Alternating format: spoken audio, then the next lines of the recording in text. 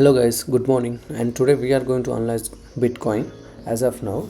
So first we are going to start our analysis with the help of weak candle. Here we can see this is a resistance zone. Last time this acted as a resistance zone, and after long gap we can see again the price once reached around that zone and it acted as again resistance zone. This is the third time price came to this zone, and we have seen a strong bullish candle, and we have to wait for this. We don't know how this weak act. If it's going to break this zone, we can expect a very good buy zone. And now I'm going to open with the help of day candle. Yeah, here we can see this is a resistance zone. Yeah, there we can expect a bullish candle here, and up to where we can expect, that is very important now to understand. Here I can think with the help of H4 candle I may get more precise. Let's open now H4 candle. Okay, this is a zone we can around 47,000.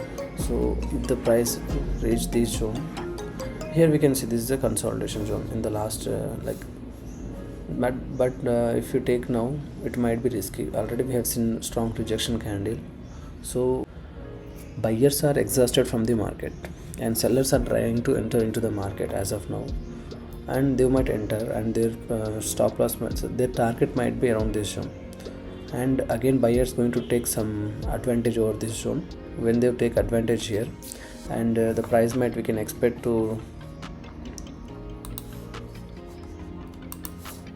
so this is the opportunity we can expect. Again this kind of pattern will confirm that it's going to enter for a longer period.